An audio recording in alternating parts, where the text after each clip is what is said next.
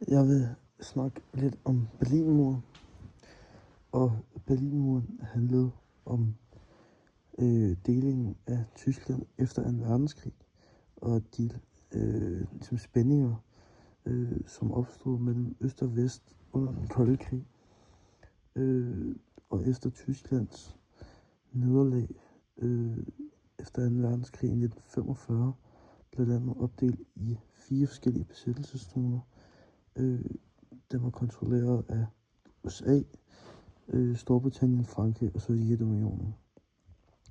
Derudover så, eftersom Berlin lå i den sovjetiske område, men ligesom var en central sted for konflikten, så blev Berlin også delt i de 4 zoner, som resten af Tyskland.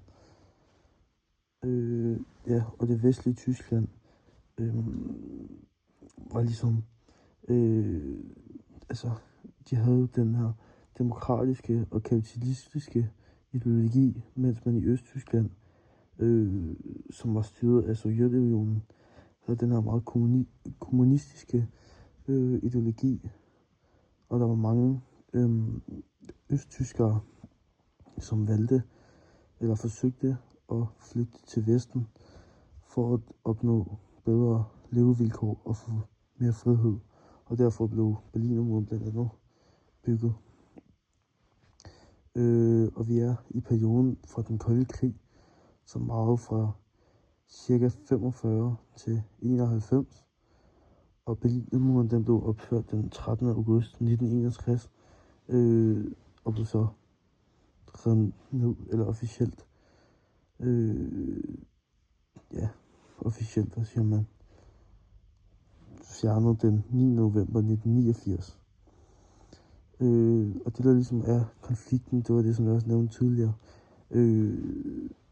Kommunismen mod kapitalismen, altså øst mod vest, hvor man ligesom i øst og Sovjetunionen stod for det meget kommunistiske styresystem, hvor man i vest, altså USA og Vesttyskland, havde det her kapitalistiske syn, hvor man gik ind for individets frihed og det frie marked. Og så de centrale aktører i den her konflikt, det er jo som sagt, Sovjetunionen, som havde spillet en stor rolle, og så selvfølgelig USA. Og så havde vi også Østtyskland, som var DDR, og Vesttyskland, som var BRD, som står for Bundesrepublik Republik Deutschland og Deutsche, jeg kan ikke huske, hvad DDR står for. Så ja, det var egentlig det, som Berlinmuren og den kolde krig handlede om. Og jeg lægger lige nogle kilder med, som jeg har brugt.